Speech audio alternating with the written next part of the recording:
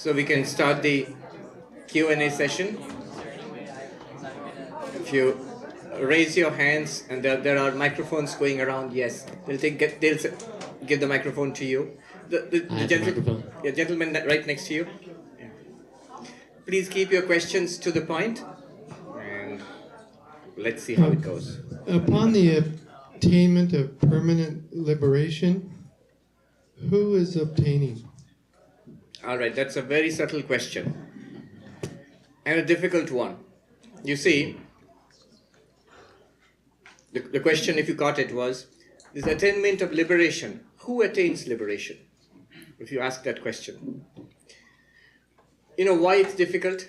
Because, if you put it this way, if the ultimate reality is Brahman, one existence, consciousness, bliss, that's ever liberated. Right?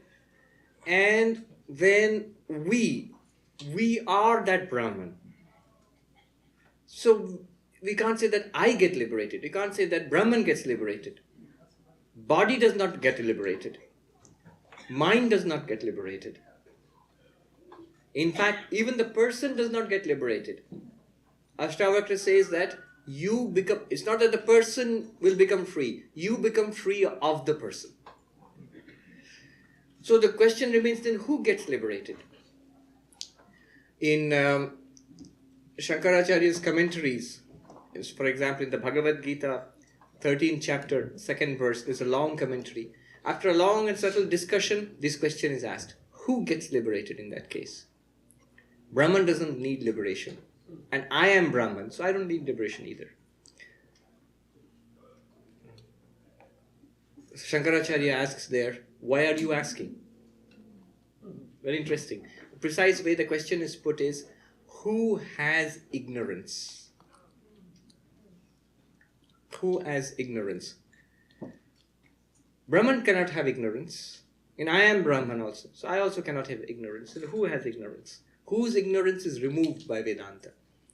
And Shankaracharya asks, there's a very interesting reply. He says, he asks a counter question. Why are you asking this question? And then the person says, because I don't know, I'm asking. And Shankaracharya says, therefore you have got ignorance. You just said you don't know. But I am Brahman. Shankaracharya says, do you know that? I said, no. In that case, you've got ignorance. You know why this paradox is there? The paradox is there because the individual, the jiva, is an illusory state. It's not a real thing with some real problem. The real thing only is Brahman. It has no problems at all. Therefore, this state of uncertainty, this state of inconsistency will remain. Only when you get liberated, what will happen is, you will see that I was never in bondage. So the question, if you ask, who was in bondage, who gets liberated, finally is rendered moot. The problem will not be solved, it just will be dissolved. See it from the perspective of Brahman, you begin to see what has happened. Yeah. All right. Could you pass the microphone there? Yeah. To you, then to him. First. Hello. Yeah, you have already partly answered my question, but my question goes a little bit further, and the question is that as a spiritual practice, we spend our life, we all have, the body keeps asserting itself, I'm hungry, feed me. And then either you listen to that assertion, so how does the pure consciousness assert itself? Of course, it doesn't need any assertion. But in the practice of spiritual practice, in the practice, it is a question of developing a new habit. Then where does that habit reside? Habits can only reside in the mind. So, as a practice, does it become a practice of negation? Telling the body, assert itself. If it's asserting itself, you say, go away, as a practice. Not as a theoretical question, but as a practice. Is it become a practice of negation? Because there is no need for positive assertion. Do you have a specific way to make your question precise? I understand where you're going with this, but can you state it more precisely? No, I'm interested more in the practice of it. All right. So the practice, is it the practice of negation, of assertion of body for example, or is it some positive practice? That's the question. All right. The question of practice. You see, one thing has to be understood.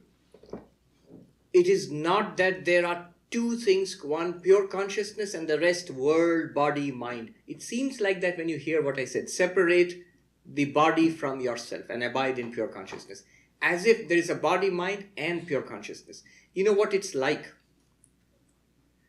It's like telling a wave in the ocean out there in the Pacific that you separate yourself from the wave and abide as water.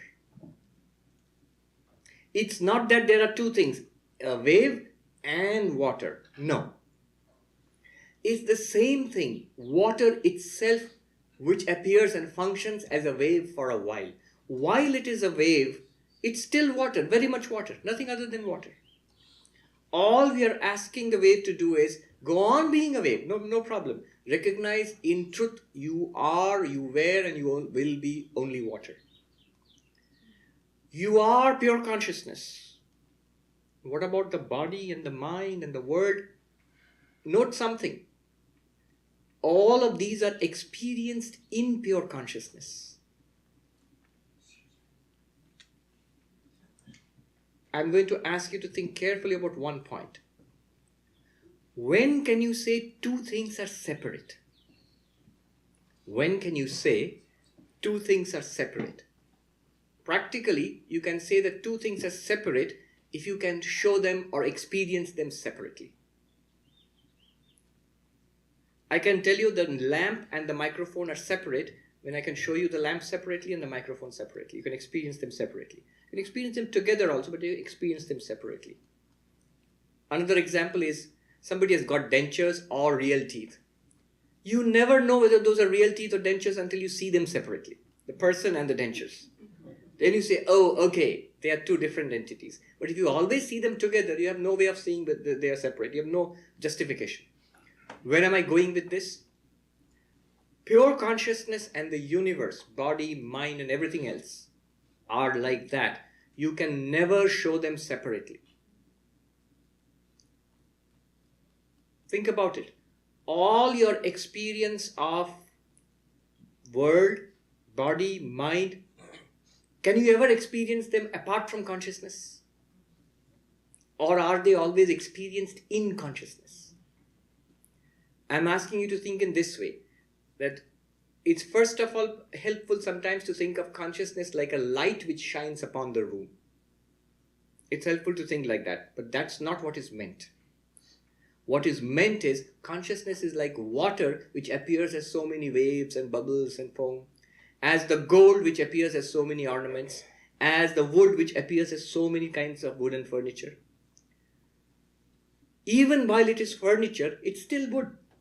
Even while it is a wave or a bubble or foam or whatever, it's still water. Even when it's a gold bangle or a necklace or a crown or a ring, it's still the same gold, or not changed at all. What has changed is the name and the form and the function.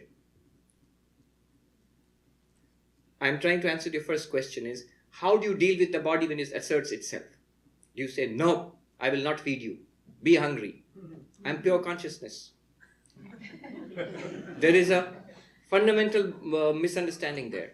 It's as if the body is something different which has caught me and made me a prisoner, but I am actually pure consciousness, spirit or whatever, and I shall fly free of you, the body. It's like the water telling the wave, I don't want to be a wave. You wave, get out from here. I will be water. The wave is nothing other than you.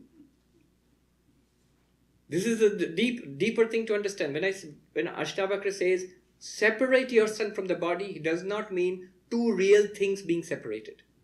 He just says, what you thought of as the world, body, and mind are, in reality, in knowledge, only pure consciousness. They're all names and forms and functions in pure consciousness. That is the basis of the answer. Now, practically to your answer. If the body is hungry, feed it. Feed it. There's no problem. Knowing that the bench is made of wood, does it prevent you from sitting on the bench? No. Knowing that the world is pure consciousness only, does it prevent you from vyavahara, which is called in Sanskrit vyavahara? No. Usage, empirical usage will continue. Did the enlightened persons eat? Oh yes, they did. Sometimes more than us. They had hearty appetites, many of them. There's nothing wrong in it. Annam Brahma iti vyajanat, Upanishad says, no food alone to be Brahman. How can food be Brahman? Food not as food, as an existence, consciousness, bliss, appearing as food. I'll give you another thing. Just think about it. Shankaracharya sings in Nirvana Shatakam, na bhojyam na bhokta na bhojanam, na bhojanam na bhojyam na bhokta, chidananda rupaha shivoham. I am not the food, I am not the eater, I am not the eating, I am pure consciousness and bliss. One. Contrast this with every day when we go to eat something, we chant Brahmarpanam Brahmahavi Brahmagno Brahmanahutam Brahmaiva Tena Gantavyam Brahma Karma Samadhina. That's the prayer which we chant every time when we go to eat in our monasteries. You know what it means? It means the ladle with which you eat, the spoon is Brahman. The food which you eat is Brahman. The fire of hunger into which you offer the food is Brahman. The one who eats is Brahman. That which is eaten is Brahman. This very action of eating is Brahman. The one who sees Brahman in every action attains Brahman. Now, if you put them together, don't they seem diametrically opposite? In one you said, I am not the food, I am not the eater, I am not the eating. I am Brahman. In the other one you say, the food is Brahman, the eating is Brahman, the eater is Brahman. Are they opposite or are they saying the same thing?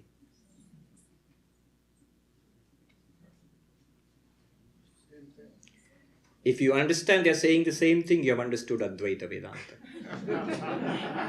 Truly. One of our masters in the Himalayas, he said something very interesting. When somebody says, this is a mass of contradictions, often in the language of paradox is used, contradictions. And the master replied, and it's not a story, actually I heard him say that. He said in Hindi, जब दो विपरीत बात एक साथ समझ में आएगी तब अद्वैत पकड़ में आएगी.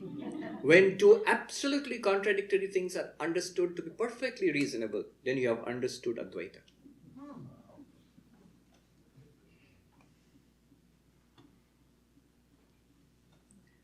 Imagine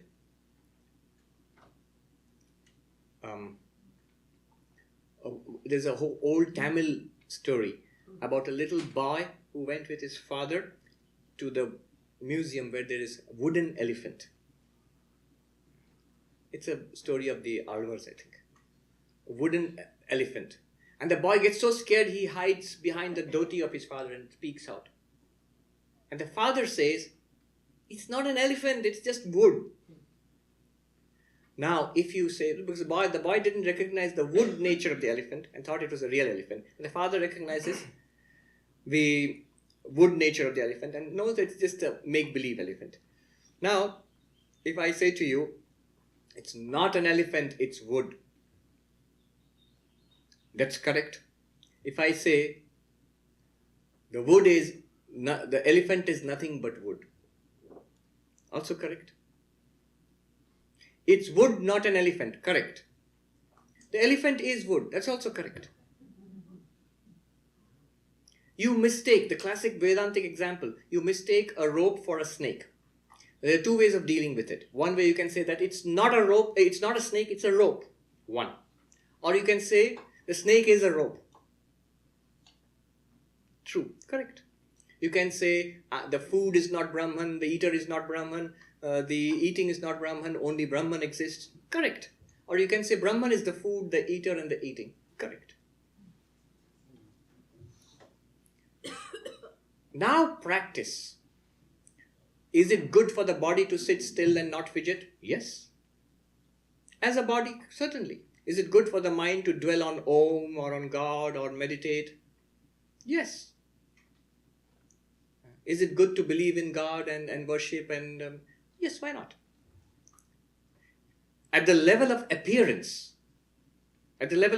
what you are asking is, in terms of the wooden furniture, you are asking is, should the chair be rejected and only the wood taken? My answer is no.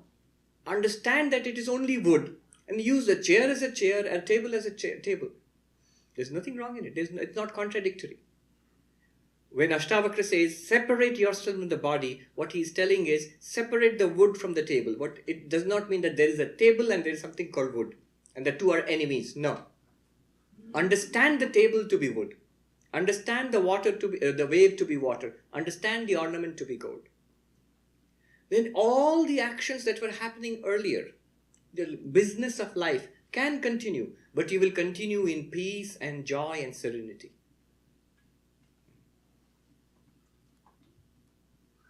And you asked about practice. There's a whole science of practice. I can go into that, but that's from Ashtavakra's point of view, that's kindergarten stuff. But that does not mean it's useless. It is useful. It's useful to keep the body as a body in line. It's useful to keep the mind as a mind in line. It's much better for the mind to meditate than not to meditate. It's much better for the body to do yoga asanas and then not to do yoga asanas. It's much better to have rhythmic and deep breathing than shallow and chaotic breathing. But remember, none of them are going to make you Brahman. You are Brahman already. What Ashtavakra says, just recognize that. Try to understand that. Once you have understood it, if you practice, well and good. If you don't practice, you don't need it also. But at the level of the body and mind, the consequences will be felt. The benefits of practice will come to you if you practice, and if you do not practice, the benefits of practice will not come to you. At the level of body and mind. At the level of reality, you are always Brahman. Question?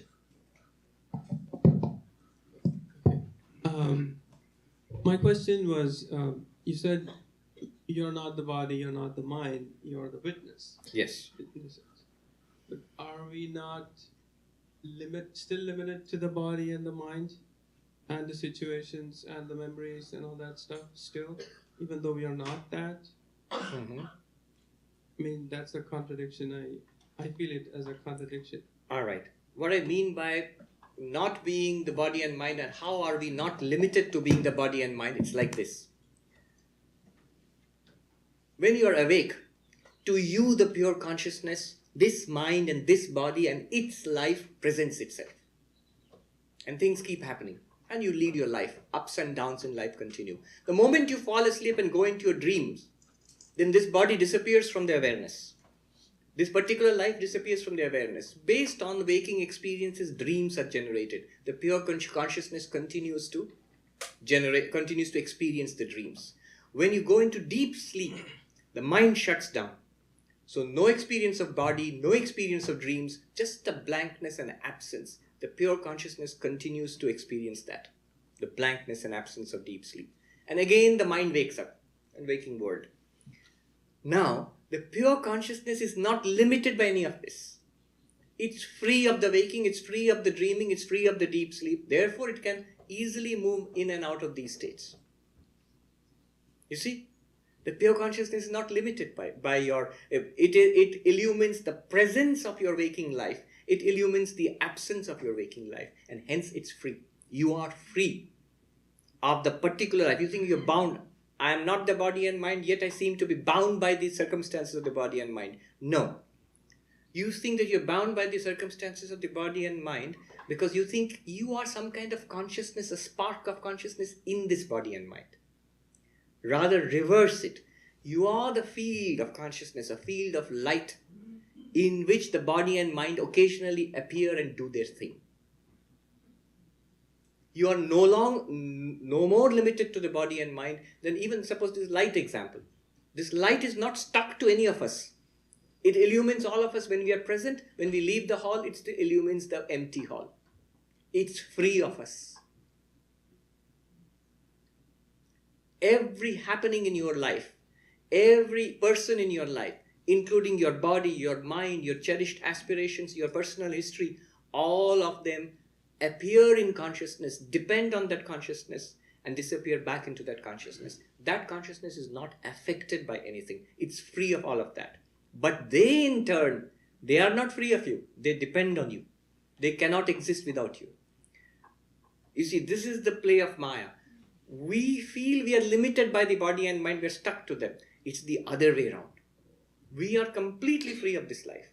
But this life depends on us. The projector on which the movie plays, the screen is completely free of the movie. The villain in the movie does not make the screen villainous. The hero in the movie does not make the screen heroic. The disasters in the movie, an inferno does not burn up the screen. An earthquake does not split the screen. A deluge does not wet the screen. I'm almost literally translating Shankaracharya actually. He does not talk about a movie. He talks about the water of a mirage does not wet a single grain of the desert, a single grain of sand in the desert. That which is false cannot affect the real. So the screen is free of the happenings of the movie. It's not touched. Sanskrit word is asanga. It's completely untouched by what's happening on it. Yet the movie is totally dependent on the screen. Without the screen, no movie is possible. The world, the universe, and you yourself, your body and your life are completely dependent on you, the pure consciousness. You, the pure consciousness, on the other hand, are not at all in the slightest bit limited by the life of the person. You are free of the person. The person cannot be free of you because the person has no existence apart from you. Think about your dream. You in your dream and all the things that are happening in the dream, the nightmare. You say, I'm trapped. No. You are generating the dream. Every bit.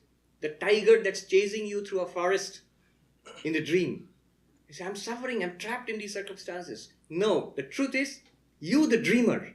You have generated the tiger, the forest, and the scared person running through the forest. All of them depend on you, the mind of the dreamer. They all depend upon you. You don't depend upon any of them. You are free of all of them. The moment you stop dreaming them, they go out of existence. This life is like that. Enjoy the life. Ashtavakra says, you don't have to run away from life. Enjoy life. Live in great joy. It is the beginner who's scared of life. Steps back. Oh, this is terrible. I'll do only sit and meditate and keep the world out of my mind. Don't keep the world out of your mind. The world is you. There's nothing in the world apart from you. Why should you be afraid? Alan Watts, whom I quoted, he tells it so beautifully. He says, you know what the secret of the universe is? It's best told as a little story. He says, I often find children get it immediately, adults it takes a little longer. What's the story? He said, God only exists. He's telling children, God only exists. But after some time, God got all lonesome. All be alone, So God wanted to play. God wanted to play hide and seek. But whom will he play with? Because God only exists. Then God hit upon a clever plan. God pretended not to be God. How? He pretended to be you and me and him and her. Even the plant and the animal and the birds, and God pretended to be the sky and the fire and the earth and the oceans. God pretended to be not God and merrily began a game of hide and seek with himself. But God, being God, is very good at what he does. He was so good at pretending not to be himself that he forgot himself. And that got him into trouble. Now God thinks that he is you and me and him and her and limited by this terrible life and suffering. God is now trying to find himself. God must be reintroduced to himself. That's what Ashtavakra does. He's reintroducing God to himself. Okay, question.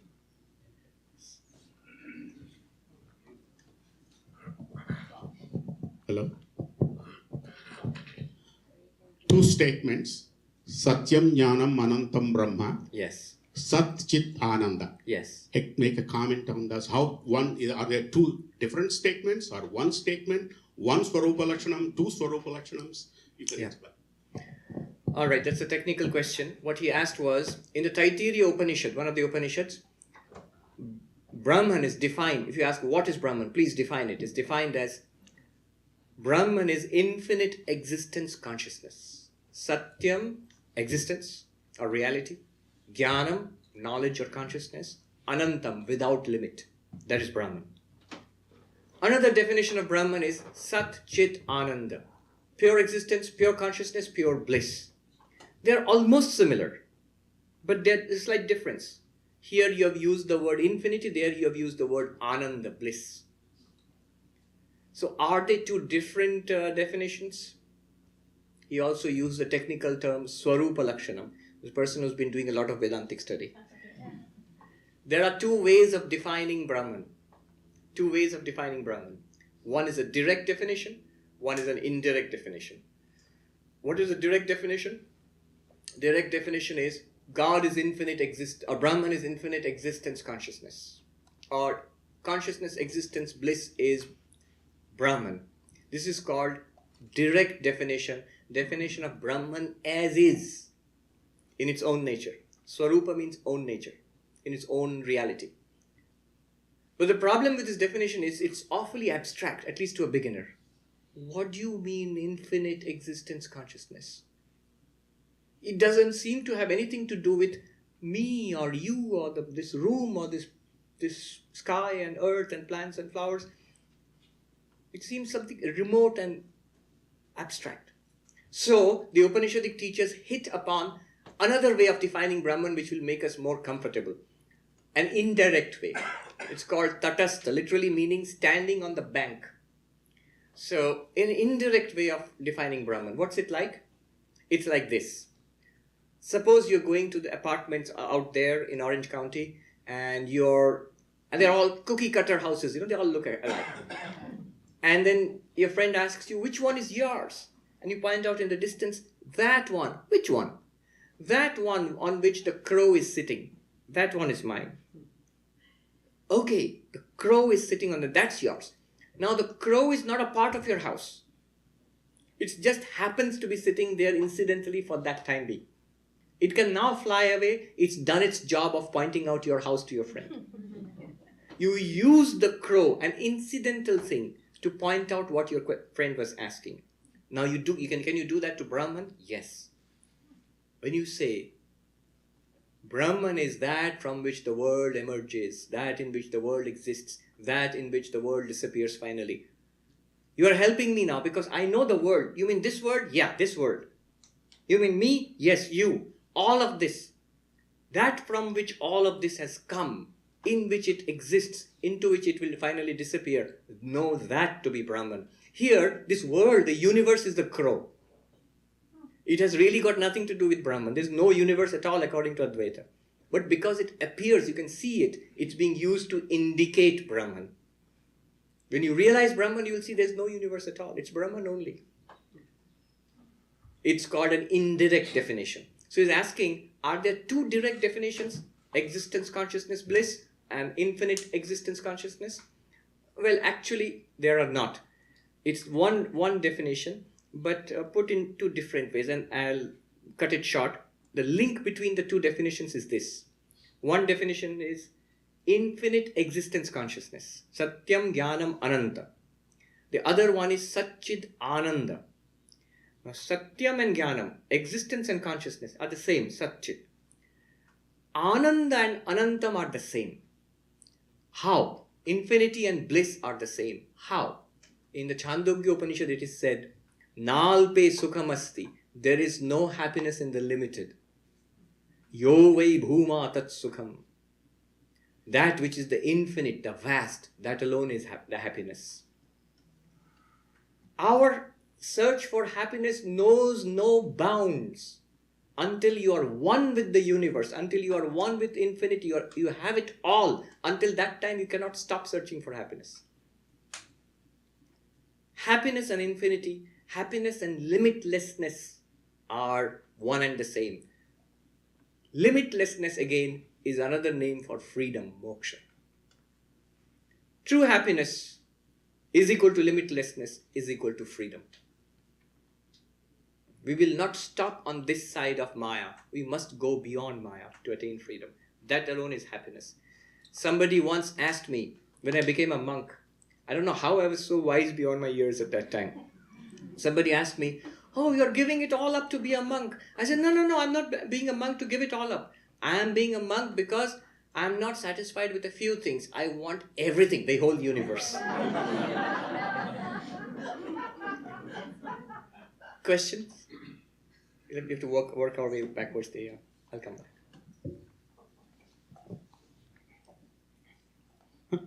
So it's a privilege to listen to you in person. Thank you.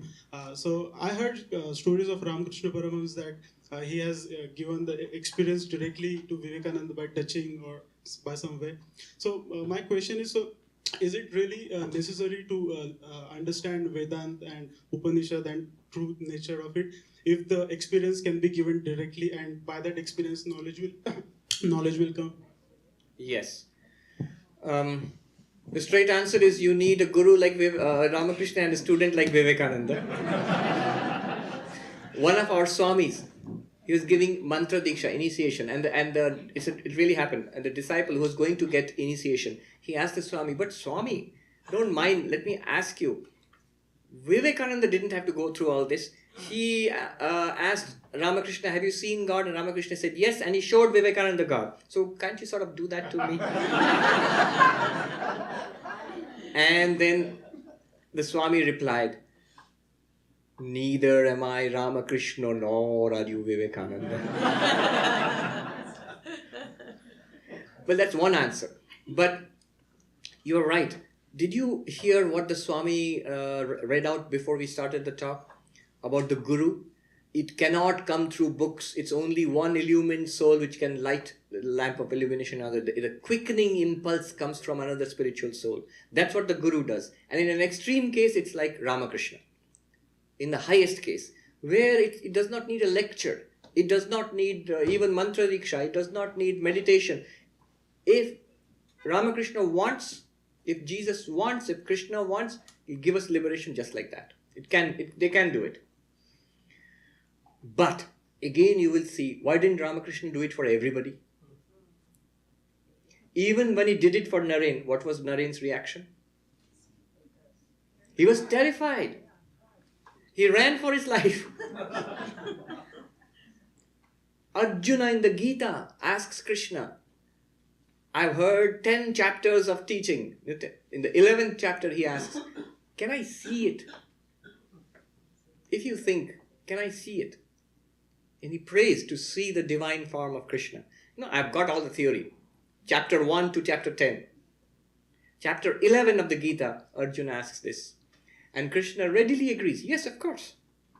I'll give you the divine sight. Divyam dadami te chakshu. I'll give you the divine sight by which you can see my universal form. And he does show Arjuna universal form. It's magnificent poetry where it's described, the universal form of Krishna, the Vishwarupa Darshan.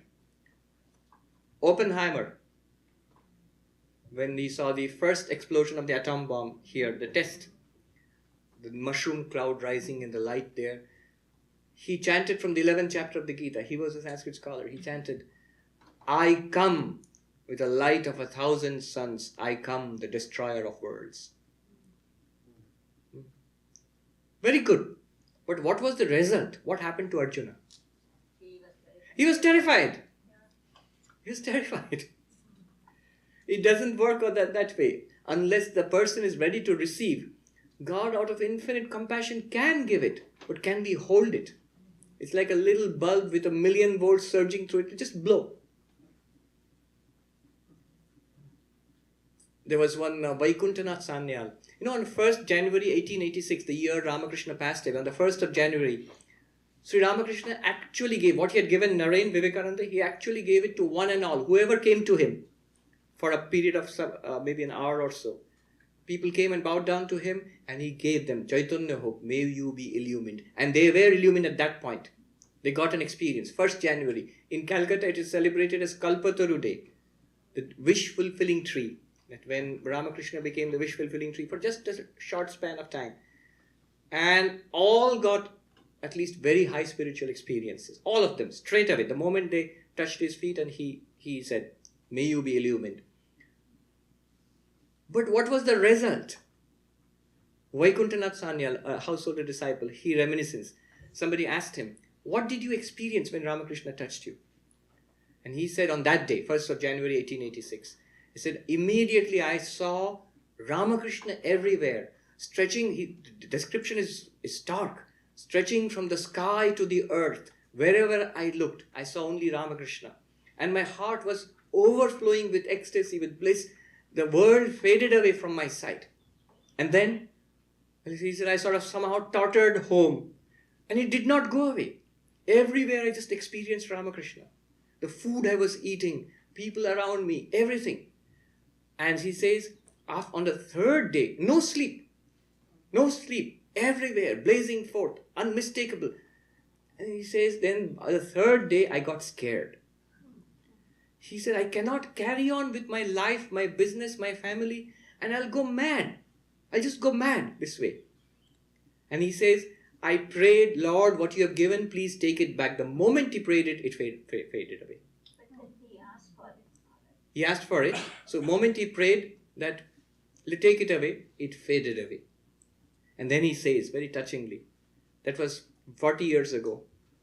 He says, now 40 years later, Ramakrishna passed away and his life continued ups and downs. He said, "I now think, why did I pray like that?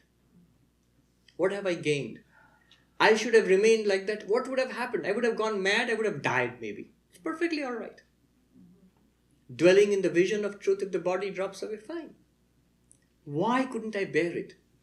And he says, all these years, what has sustained me was the memory of those 3 days. Once in a while I think about that and I get the joy and peace, and that's what has sustained me. So yes, that's what happens. It's difficult to hold on to.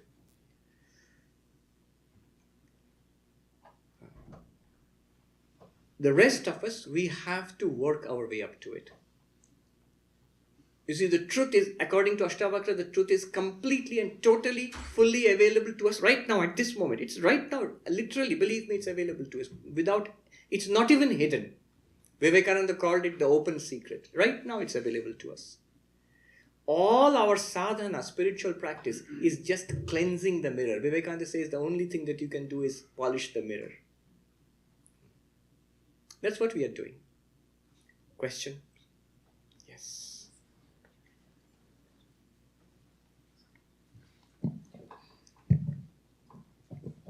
You mentioned about abiding in consciousness, Yes. but assuming someone abides in consciousness, okay, you will also don't need karma, thinking, and all of those things. So isn't it true that you have to achieve that level to abide in consciousness just by thinking about it? I may not be able to achieve in this life.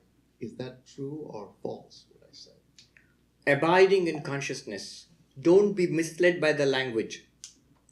You know, when Ashtavakra asks us to abide in consciousness, it's basically he's asking the wave to abide in water. He's asking the ornament to abide in gold and the furniture, the wooden furniture to abide in wood. You will say it's already wood, it's already gold, the wave is already water. Precisely.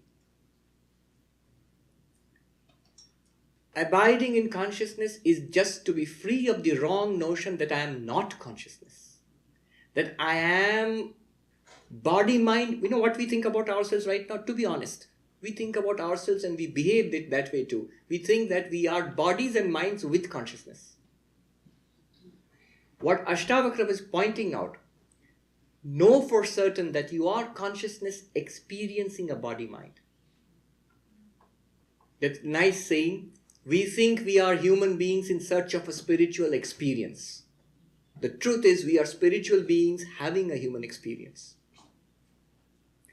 Ashtavakra is uncompromising. You just have to know it. You say, no, what about lifelong practices? You can do that. Have fun. Do lifelong practices. Right? He's pointing out a basic truth. Whether you practice or not, you are Brahman. So I will not practice, I will not meditate, I will not pray. Then you will suffer.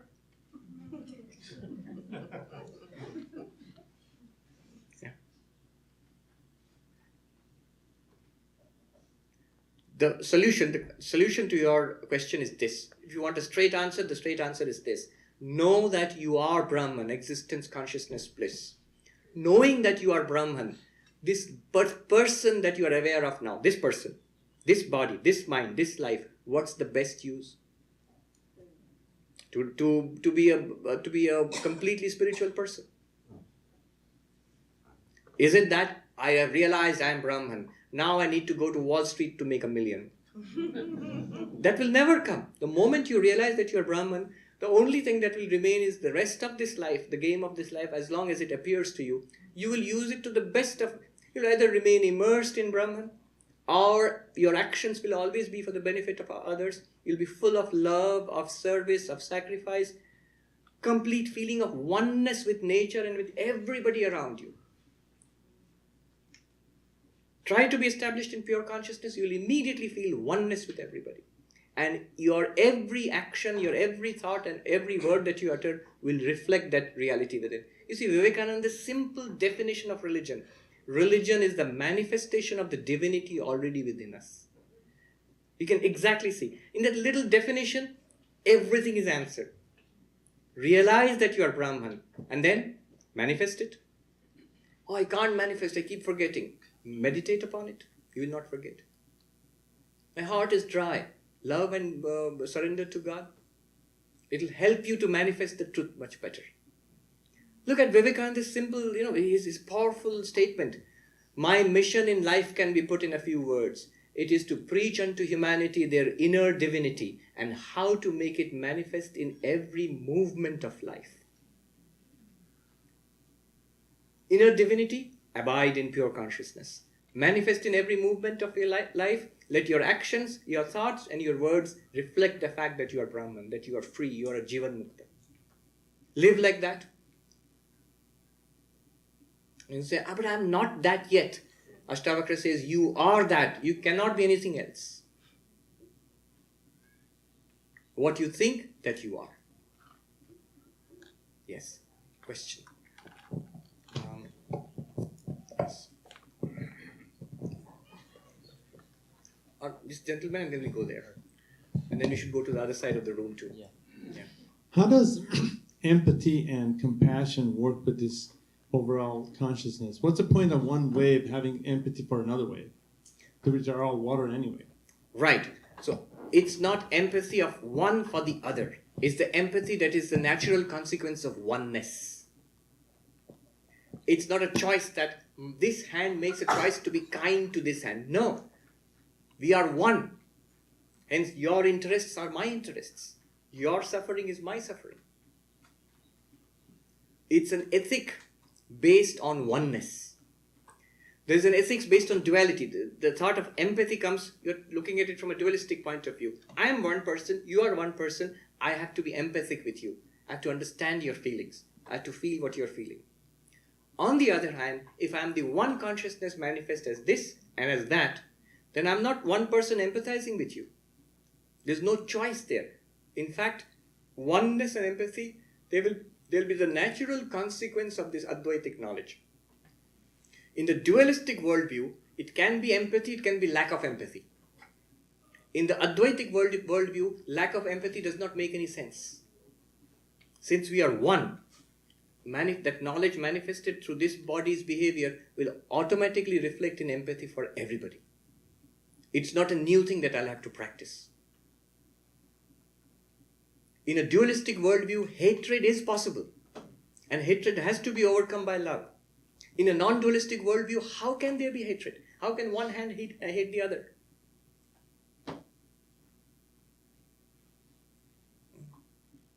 You say that, but then how can one hand love the other? One hand cannot love the other in a dualistic way, but one hand can feel oneness with the other. In the deepest sense, what is empathy but oneness? Empathy means with the other, feeling the emotion of the other. Yeah. We go to the back of the room and then we'll go to the other side. Namaste, Swamiji. It was a wonderful lecture. My question is this. Now, if we say that all is Brahman, Yes. if everything around is Brahman, doesn't it logically mean that there is no such thing as Brahman? Why? Because let's assume you are. Let's take the ocean. Yeah. Okay. Let's take the ocean without fish or anything in it. Yes. Okay. Now, from the point of view of the ocean, Yeah. it will only think that it is the ocean if there is something to differentiate the ocean from something else. Yes. The atmosphere, the Yes. land outside. Yes. Now, if I take the same argument to Brahman, Yes. the only reason we are all seeking Brahman is because we are different from it. If we were Brahman itself, that was going to be the second point of my question. So if everything is Brahman, if everything is something, that something doesn't exist essentially. No, it's like saying all the waves are water, therefore water doesn't exist. Yes, but even in that We are making a case, distinction between understanding its existence in contrast to something else and its actual existence. If the ocean could not understand itself as an ocean in contrast to the sky, for example, it would not think of itself as an ocean. You're right. But would it cease to be the ocean? no. No. It would no. Your understanding depends on the mind, and the mind functions in duality. You're right. We feel ourselves to be different from Brahman, hence we seek it. Correct. One must be honest about what we are, what we feel. It's like the wave which does not know it is water. And then the wave is educated into knowing that it is water. Immediately it feels one with all other waves. Right? That's all. With the sense of difference is erased. Oneness ensues. The recognition of oneness comes about. 2 questions on that side. I see a lady who's raising her hand. And the gentleman there.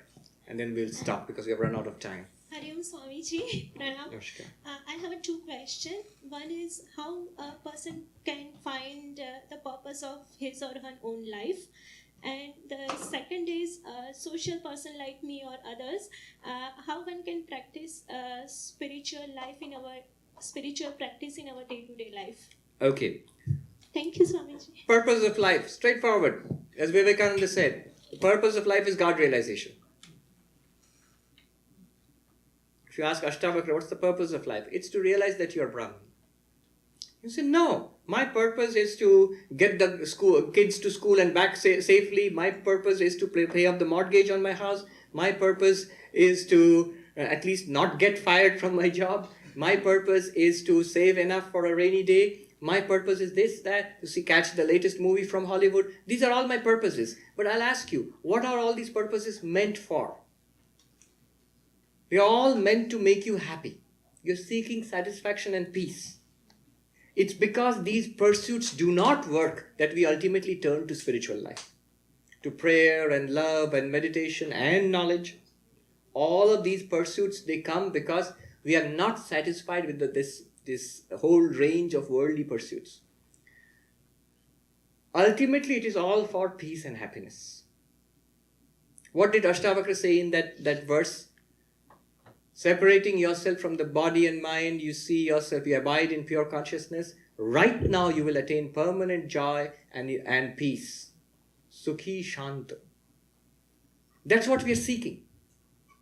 You seek it wisely, we will call you spiritual.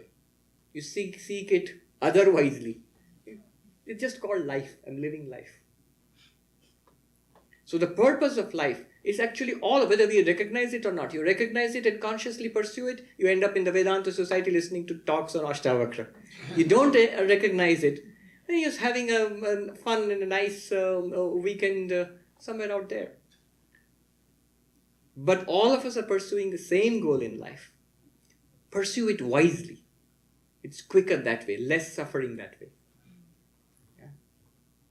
And then can we, as a person in society, how can we practice this? Remember, Janaka was very much in society. He was a monarch and he had an empire to run. Krishna was a prince and a general. He had a war to fight. These were immensely practical men. If this Vedanta was something impractical, they wouldn't give it a second thought. They had no time for subtleties and sophistries. It is meant for people who are busy.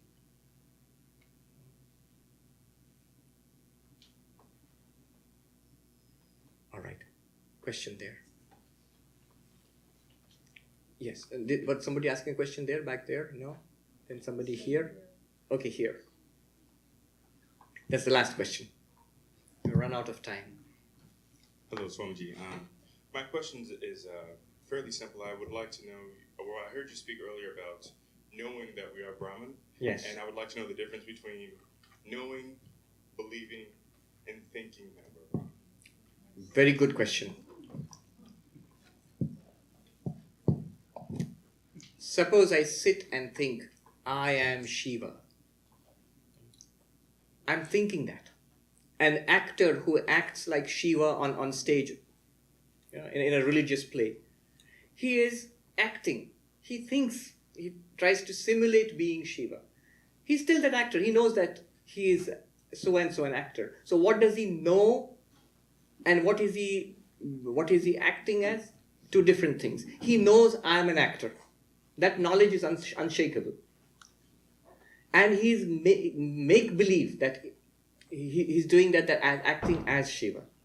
So that's a superimposition. As long as he acts like that, he looks like Shiva, he talks like Shiva and whatever, he dances like Shiva and whatnot. But all the time he knows I am not Shiva, I am an actor. So what you think, what you believe is different, and what you know is different. Right now, we may have heard or studied Vedanta and we come to believe in it. It sounds pretty logical, pretty rational. I think it's right. If I ask you, do you know that you are Brahman? Or do you believe that you are Brahman? I'll believe. I'm sort of convinced that I'm Brahman, but I don't know it yet. If you believe it, you may believe something else also after some time. A more convincing argument comes along, you may change your belief also. But if you know something, one master put it this way, again in Haridwar, he was saying, a person who has never seen milk but has studied about it, he may get confused. He has studied that milk is something that it's white and it's sweet and it comes from cows. And then somebody comes along and tells him, you know what milk is? Yeah, it's white and it's a liquid and it's sweet and it comes from cows. And that person says mischievously, that's only partially right, It's only when it comes from white cows that it is white. But when it comes from brown cows, it's brown. It comes from red cows, it's red. And from black cows, it's black. And then this person gets confused. He thinks that it sounds pretty logical. Maybe my teacher just taught me a little bit of the truth and not the rest of it. Quite possible. But the person who knows what milk is, I'm not bothered with your logic. Why should a black cow give white milk? It just does. I know it. I know it because I know what milk is. It's like staring at the sun. If somebody tells you there's no such thing as a sun, it's nothing to you. It's clear to you. You know it then. So knowledge and belief are two different things. You might say, I believe there is some money in your pocket. I believe. And you will say, I know there is some money in my pocket. There's a difference.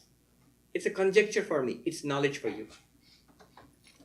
It's a debate in philosophy, It's an issue in philosophy. When does belief become knowledge? Yeah.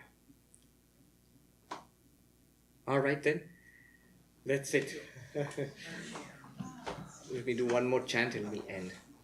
Om Purnamadah Purnamidam Purnat Purnamudachyate Purnasya Purnamadaya Purnamevavashishyate.